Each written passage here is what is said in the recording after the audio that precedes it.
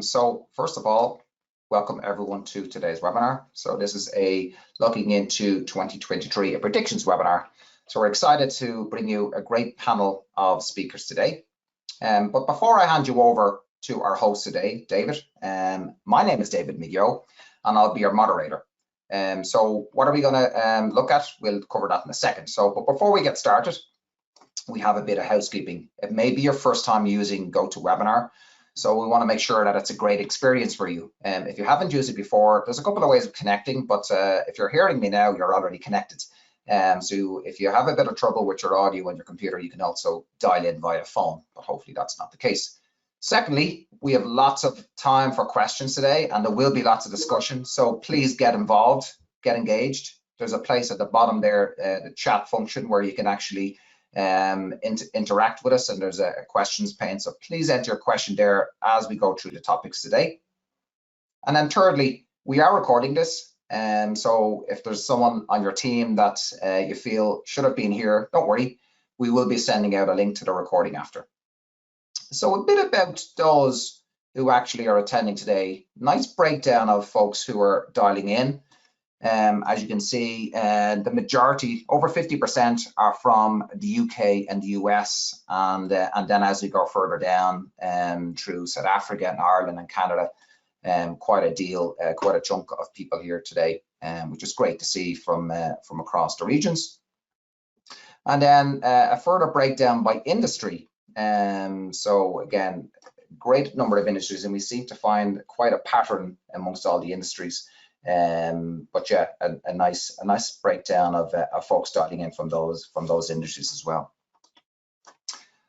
So as again in summary, we have three main topics, and I'll let David in a sec to drive you through them. So for each of these, we're going to also get your input, and we'll show the results of those polls at the end. And then, as I said, we have plenty of time at the end for Q&A. So please engage in the conversation. We'd love to have your feedback. If you have a general question not related to these three topics, maybe you have a prediction for 2023, we'd also love to hear that as well. So we do have time dedicated at the end. So let's get into the content itself. So who have we got today? So we have a panel of speakers here today. And what I'll do is I'll let them introduce themselves. So Luciana and the rest of the speakers, if you can unmute your line, if you can turn on your cameras. And Luciana, I'll let you start off. If you want to introduce yourself and then pass along, please. Yeah, perfect. So afternoon, everyone, morning, whatever it is, wherever you are. I'm Luciana Turner, and I'm the technical quality lead at Sky Betting and Gaming. Yeah, passing over to Ines. Hi, my name is Ines. I apologise in advance for the voice. I'm currently struck by COVID, unfortunately. But happy to be here nonetheless. I am a QA consultant, so companies hire me when their QA workflow isn't really working for them, or if they're actually looking to set up a new QA workflow from scratch. And I have like all the knowledge in-house to help you set up or improve what you already have. So yeah, thank you for having me. Thanks, Ines, and it's really nice to share this time with Luciana and Ines, and get well soon, Ines. You're a rock for working through it. I'm the VP of Sales at Scorebuddy, and we were due to be joined by Matt from the Boston Medical Center, but unfortunately he's also out with medical issues, so I'll take some of his content as we progress. So David, will we move on to the first topic? And the topic is called QA, a tool for business, not just agent performance analysis. So when you Google QA, and after you scroll through the ads and all the engineering and software development links, you get to the content that relates to QA as we all know it. And you may find that the vast majority of the links refer to QA to manage agent performance and customer sat. And we're all familiar with those topics. But what about using QA to manage a business process? So, David, do you want to just kick off a poll to see how the attendees are focused on processes? So Absolutely. This is an easy start. Yeah, this is an easy start for all you guys.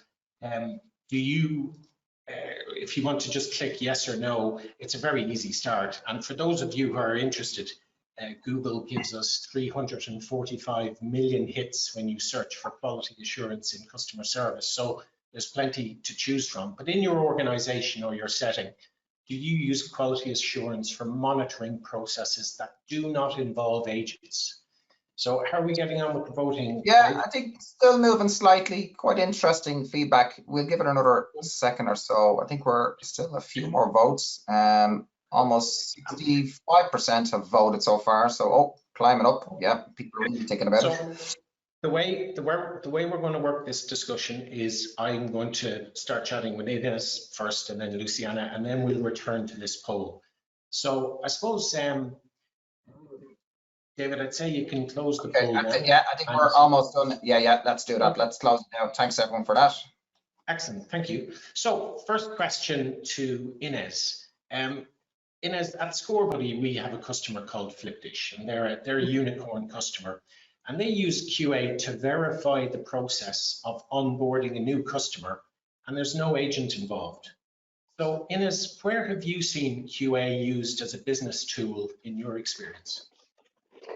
Well, like I said earlier, the clients that I work with, they involve me when QA isn't working for them or they're not sure how to do QA yet. And one of the first things that I always do is educate them on this particular bit, and tell them, like, yes, of course, QA is the perfect tool for things like performance reviews, but it's so much more than that. And a lot of the times the response to that is, what do you mean? And I kind of have to, I'm in a position to educate clients on, no, if you collaborate with divisions like product or marketing or engineering, you can do so much more with QA than just the performance reviews. It's a pity if that's where it kind of strands. And it's interesting to see that, that there's such a big divide in people using QA for just performance reviews and not. Well, as I look at the poll results here, so 60% of the audience are currently not using QA for managing processes that don't involve agents. So it's a higher number than I would have expected. So from your perspective, what's the 4 types of goals that you feel a customer should focus on when rolling out QA? Yeah, so I call them buckets, and you can either pick 1 or 4 of them. Obviously, you have performance reviews. That's where pretty much everyone starts. But then you also have the CSAT replacement, so to say. I'm not a huge fan of CSATs. I have a bit of a love-hate relationship with the metric. And I think there's much more we can do to have an in-depth look at what customers actually feel about us, other than sending out the CSAT form and hoping that they will give us a positive rating. The third one is product investigation. So you have a product team or a marketing team who really want to know, how are our customers responding to the product? What should we be doing better? What are the trends that we're seeing? And how do we need to pivot to new features or new services? And then the last one, I think, is my favorite, because all of the other 3, they're very much bottom up. So you're retrieving information from the CS team upwards to different teams. And the 4th one is a strategic transfer. So very much a top down. We have these strategic business goals and we'd like our customer support team to adapt them.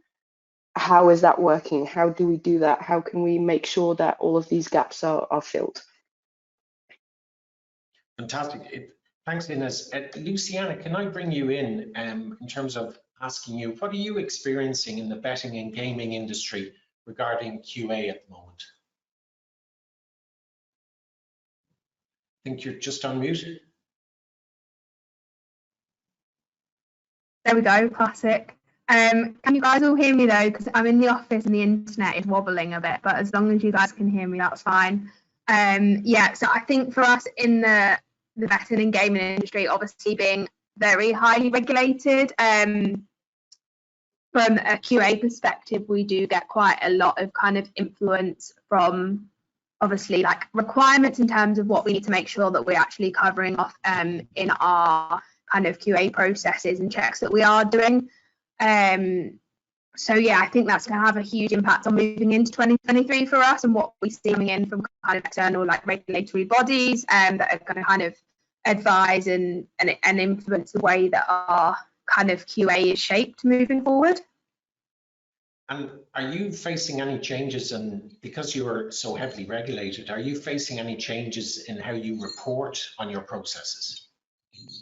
Yeah, so definitely. I think from a process perspective, this is something that kind of our internal stakeholders are becoming very interested in, and how we then report on that. So if we have kind of a rollout of a new process, or we have a slight change in a particular process, there will be kind of extra reliance on these process checks through QA. So there might be like a heightened period of like a month or 6 weeks after the process has changed to ensure that actually we are following kind of what we said and what we've laid out to follow, which will then, after that kind of heightened period, will then kind of just fall into our normal kind of QA checks. So yeah, we are definitely seeing that influence internally as a business, and then how we then report on that to the relevant individuals. Thank you. So just for the audience, the takeaways are quite clear in relation to Inez's advice regarding the 4 goals that you use, or 4 buckets that you use to anchor your QA program around. And then also from Luciana's perspective, like from a very regulated industry, the needs for reporting can come in suddenly and can change. Just to discuss the poll results before I cover the healthcare topic, it was a bit of a surprise that 60% of the audience don't use QA for managing processes. It's something that perhaps we're seeing more so than the traditional dominance of agent performance management being the reason why people implemented QA. And also, I think the other point that came out from this discussion loud and clear was Inez's point about the challenge around CSAT, which I know we'll come back to later on. Just with Matt, unfortunately ill, I have a brief comment on QA within healthcare, and bearing in mind 8% of the audience who registered are from the healthcare industry. So for a regulated sector like healthcare, QA tends to focus in heavily on 3 aspects of the service. First of all, healthcare is complex from start to finish, and patients expect staff to be well informed. And for new staff, that's a fear point. So QA focuses on how the process can be as simple as possible to support the customer and the agent, and to help the agent to deal with complexity. So complexity is the first real rising topic there in healthcare. The second one, agents in healthcare sometimes have to deal with emotional and angry customers and relatives, and that can be tough. So even when the process is working smoothly, they can face these pressures because it's quite a stressful industry.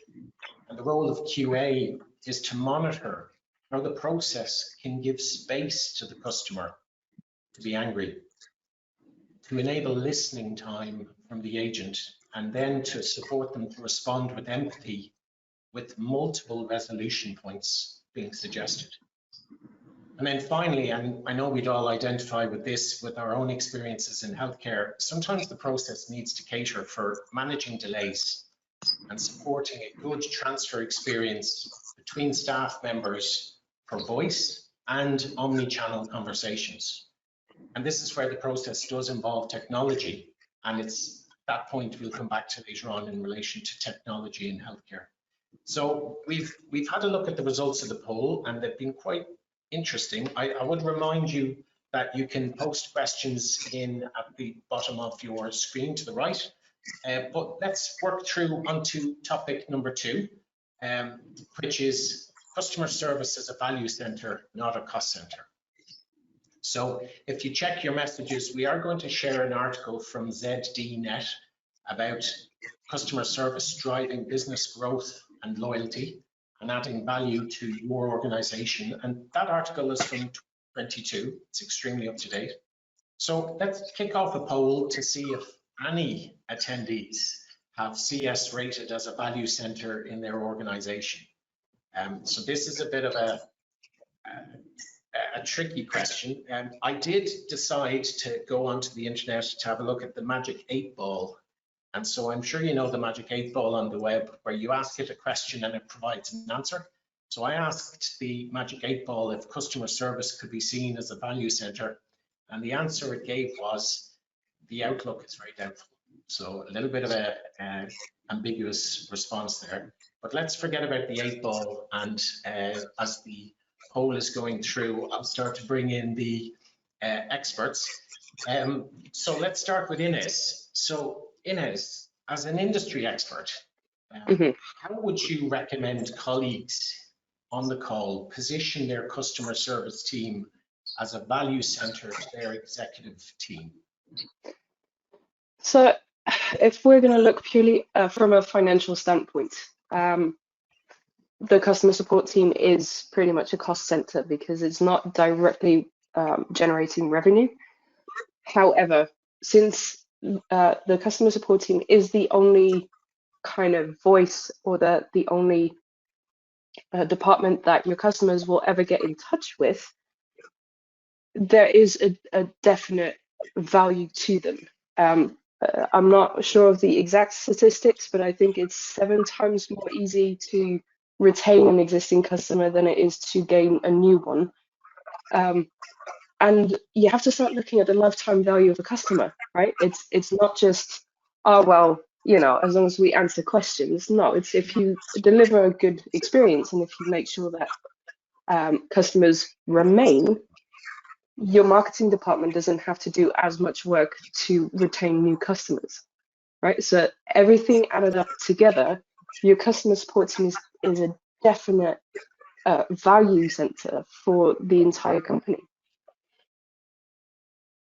So my follow-up question is more of a summary of your answer, because as we were preparing this webinar, folks, for the attendees, Ines is passionate about that there's a disconnection between a leadership's focus on CS and the fact that there should be more value in focusing on lifetime value and customer retention metrics.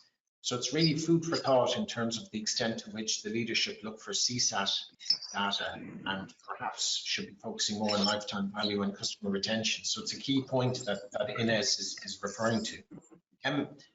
Thanks, Ines. Over to Luciana. Luciana, you're very much in the trenches, and you have to negotiate with your finance team. How do you justify additional spend for your customer service team? Yeah, and it's really interesting actually, because I think this links in really well with kind of Ines, what she was talking about, in the fact that our customer service team are that frontline,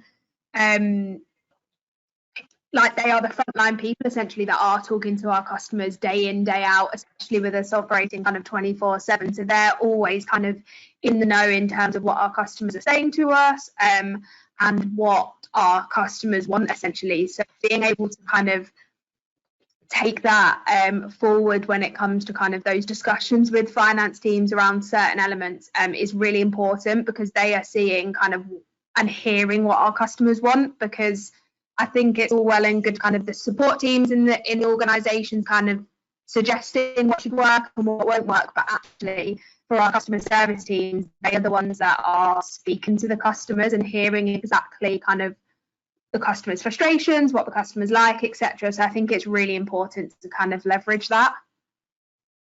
And you know the question I'm going to ask, which is, when you're making your request to finance, which requests do you find are easier and which are more difficult to make? Yeah, so I think I'd probably start with the difficult one, and that's definitely around kind of like product development and enhancements. I think especially for us in the industry that we are operating in, we are growing so fast and kind of trying to respond to kind of the demand and what the customers are asking for, alongside kind of how competitors are performing as well. But I think product development and getting the assigned time from different teams is always kind of like a real kind of hard conversation to be having with the finance teams to get that extra resource, to get that extra budget. And especially, like I said, with the rate that we are growing at, 1 month we could be really focusing and asking for X amount, and then suddenly we could be in a different position 6 months down the line. So that really makes that kind of a difficult conversation. I'd say the other end of the spectrum in terms of what are kind of potentially the easier conversations, like they're not obviously just really easy, but they are easier in the sense of kind of individuals and customer service, kind of like well-being in terms of that side of things. So actually making sure that we are spending time with our people that are on the front line, investing in them as much as we can from a personal perspective, to make sure that actually they're getting what they need from us in terms of support as a business, especially with kind of like the cost of living crisis that we're in at the moment, in terms of some of the conversations that our customers have, our employees have with customers, can be quite sensitive at times. So making sure that we've got the right support in place there for our people. And also, like I said earlier, our people are at the forefront of our business and talking to our customers. So making sure that our people are kind of up to speed in terms of their learning and development to be able to handle those conversations as best as they can be. You're mentioning a lot of points that I'm going to come back to in terms of the speed with which you sometimes have to go back to look for more funding, and also the very interesting dynamic that you find it easier to get spend support to support intangible aspects such as wellness and employee engagement that are sometimes hard to measure. Like we measure them in attrition rates and absentee rates, but it's great to hear that you're able to, I suppose, secure funding for that, so that the powers that be are beginning to listen, that employee engagement and well-being really matters. It's a key aspect of how your team performs. Just in terms of the poll results, it's about a 60-40 split, folks, in terms of 60% of you guys have negotiated excellently with your organization, and you have your teams rated as a value center. So well done, not easy. 22% of you occasionally do, and I think we'd all recognize that position, that sometimes you're the topic of the day and sometimes you're not. And then 20% is not being viewed as a value center. So hopefully some of the aspects that we've discussed will help you position your organization, and the article we're sharing will help as well. Thanks, Luciana. We are going to share an article from Forbes about how CX can demonstrate their value and present customer service as a value center. And there's some great takeaways from that article. To cover Matt's absence, from a healthcare perspective, there is a significant difference between public healthcare and private healthcare, unfortunately, in terms of how customer service is viewed and presented. We will dive into that in a later session with Matt. But just a reminder, you can post questions up that we'll take at the end of the session. And many thanks for responding to that poll. So we're bang on time. We're a little bit ahead of time, just 2 or 3 minutes, so we're progressing well. We're moving on to the final topic, which is about engaging and motivating agents, a work from home update. So this is very relevant. And for those of you who work for Twitter, I'm sure you're expecting the email to come in from Elon Musk at any moment to say that you're now working from the office again. So we are going to share a link to the 2022 Inner Circle Contact Babel report. So this was from the very start of 2022, and it made a prediction that 99% of UK contact centres and 94% of US contact centres would continue to remote work in 2022. And I think that prediction was 100% accurate. But in terms of the final poll that we're going to ask you guys about, let's see if we have any 100% answers in this group. In terms of, are there any organizations who are here that are 100% office space again, or 100% home based? I know that, for example, some colleagues here moved on because they wanted to be 100% working from home, and we offer a hybrid version here. And so it should be interesting to see, do we have any 100 percenters in the poll responses? So I'm going to bring Inez in first. Inez, what prediction about 2023 can you make about hybrid working? So I'm gonna approach this from a very practical viewpoint. I think, in particular, with the winter coming on, at least for the people in the northern part of the world, with the current inflation and the cost of living crisis, I think what you're going to see is that, as an experience from home worker, I've been working from home for about 15 years. You are responsible individually for keeping your lights on and the heating on. So if I can go and spend a day in the office where I get to turn the heating off at home, I'd rather go and sit in the office. And that has nothing to do with whether or not I prefer being at home, because I do prefer being at home. And I do think that a lot of companies that refuse to let people work from home miss out on performance increase in a lot of their employees. But I think we're going to see a lot of people returning to the office out of pure necessity.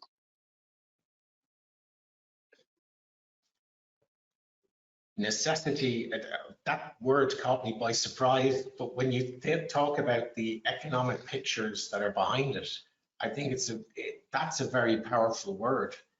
And to be honest with you, I know when I'm working from home and I'm insisting that the heating is turned off, there's a little bit of an indication that you're right. I better warn my boss to keep the hot desk permanently open for me.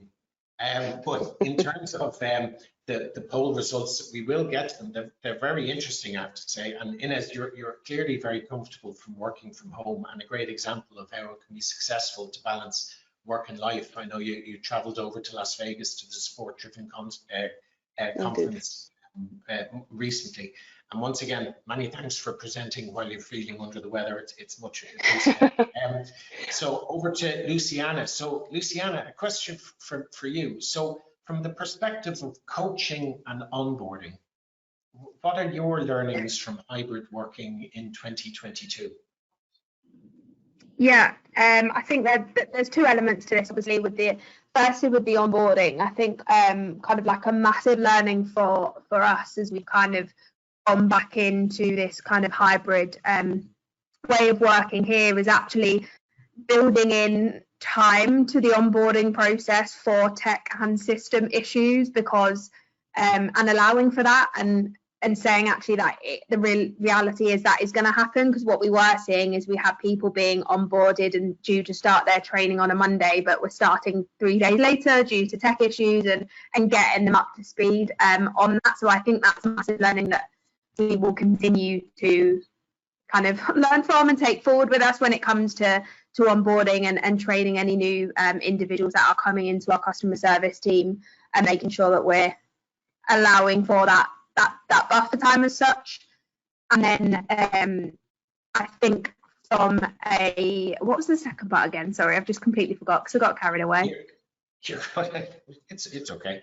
I was going to ask about your feeling about speed to competency in hybrid working, because we had a partner company that was very honest and said, look, there's a significant gap of a number of months between people who have been onboarded remotely and people who have been brought into the office, to the extent of it being as far as 6 months in terms of speed to competency. So that's quite a complex industry, if I could just be clear. So that was the question I was going to ask you as a follow-up. How do you feel about speed to competency in hybrid working? Yeah, definitely. I think it's super important. Obviously, when it comes to looking at how fast we can kind of train agents up and get them kind of fully working to meet the customer demands. I know that kind of for us as a business, we definitely have a focus on this, and we have like a project team that look at actually how quickly can we get people turned around and servicing our customers. And I think, I don't know the specifics of the numbers, but just from working alongside kind of our training teams and being part of that onboarding and training process, what we do see is that people naturally have a quicker kind of speed to competency rate that have been in the office, that have been around other individuals. There's classroom training that we have, but also just the value that we're seeing of people sat next to each other in the offices, listening to each other's calls when they are on with customers, and kind of picking up kind of skills and ways of working by being around people. So we definitely do see those that are engaged more in coming in the office do naturally have a kind of a quicker speed to competency rate, you might say. And then just linking back to the previous question around kind of onboarding and coaching, it's the same. We see those that are in-person coaching, we definitely see have got potentially kind of higher QA scores and just a much more bought into that process of coaching and development and being involved in their kind of quality performance. Because let's face it, there's nothing better than being sat in a room with an individual to coach them and help them improve than it is being sat behind a screen with videos turned off. So yeah, I think we have definitely seen the benefit of kind of coming back in person to do a lot of these things, and the business definitely has as well. Yeah, and what really jumped out at me as we were discussing this in advance was the fact that you have an internal team looking at speed to competency to see how that can be managed, you know. Yeah. David, do you want to just show the poll results, and I'll just bring in some additional insight that we were discussing. So I'm kind of happy that there's a little bit more variation here than possibly would have been experienced in 2022. In other words, it's interesting to see the 100% office space number equaling the 100% work from home. And hybrid, look, we all knew that was going to be a high number, but it's actually not as high as I expected. And that's a reflection, I think, of the world is changing. I'm not going to say changing back, but it is still changing from the COVID times. And something that we've noticed working with customers is, especially the customers who are working from hybrid situations, is just how much more time they're spending being brought into IT projects. So previously, when everybody was office-based, well, IT projects, well, they were always present, but they didn't eat up as much time as they seem to be eating up colleagues' time at the moment. So, for example, I've witnessed senior CS executives and their support teams working on implementation and implementing platforms across their business to support hybrid working. So that's eating into their available time. And looking in externally, it certainly doesn't look easy, particularly when we're also seeing decisions being made and then being changed and then being made about what platforms are actually even being implemented. So for all of the attendees, you have our respect in terms of, first of all, juggling your day job and also juggling the IT jobs that a lot of you are actually doing, even though it wasn't part of your job description when you joined. So our takeaway, and it was great to see such a high figure of customer service being viewed as a value center. Our advice, our takeaway is to use that leverage to negotiate for as many resources as you can to support you guys to deliver the programs that you need to deliver. Because I think, as Luciana said earlier on, the speed with which you have to go back with additional requests, I would always give the advice of try and look for as much as you can get, because our observation looking in as a third-party partner is that you need those resources to deliver your day job and the IT projects that seem to be constant now that the hybrid way of working seems to be the status quo. Okay, so that was the final poll result. In terms of moving through into the final section, which is the questions, I'll be very honest and say we actually didn't get any questions yet. So it just so happens that I have 2 questions prepared. Imagine that. So I'll just go with yourself, Inez, first. Here, what prediction would you make about QA in 2023? I think we're going to see, especially now that we're going into December, and I think it's going to carry on in 2023, customers are basing their decisions off, you know, who is going to receive my money? Who am I going to spend my December funds on? Is that going to be the customer support team that has failed them in the past year and now is all of a sudden trying to do a better job? Or is that the team that's been consistently creating positive experiences. And I think it's going to be the latter. And I think a lot of companies are going to be seeing that all of a sudden come December, and wanting to prepare better for next year. So I think QA is going to be much, much more important in the next year and the years afterwards than it might be now. Very clear on that point. And Luciana, same question for yourself. What prediction would you make about QA in 2023? Yeah, I think what kind of we're expecting to see is a bigger focus on kind of automation of certain elements of our quality assurance ways of working, shall we say. And I guess it links into that point earlier around kind of like monitoring processes alongside kind of customer interactions as well.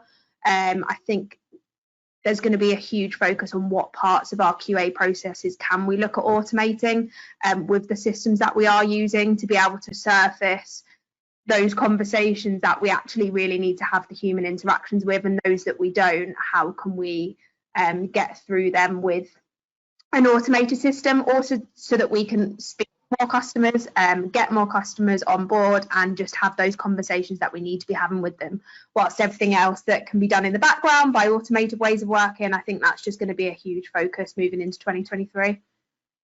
Well said. And I know a recent Contact Babel report would very much echo the drive towards automation as being a key trend. I think from our perspective of observing the marketplace, I think at least for the first half of 2023, organizations will be dealing with very tight operational constraints in terms of going to get your funding. To speak to what Inez said, first of all, going to get your funding will be an influencing discussion about getting your unfair share of the resources.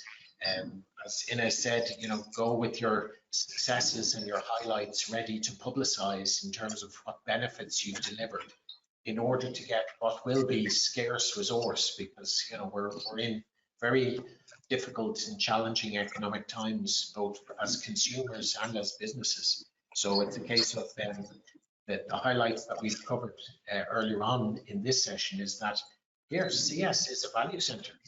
So be proud of that.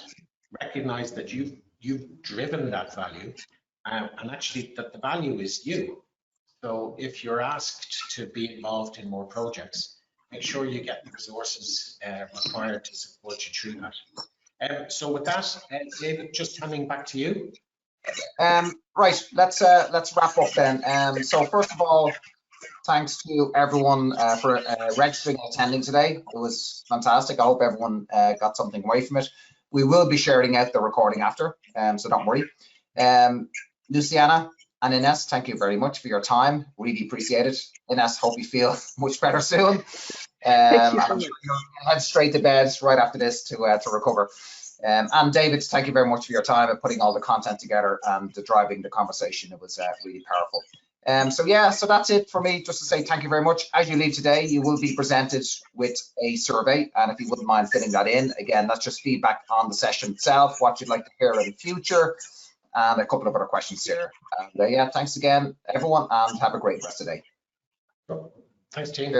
Cheers. Thank you. Bye.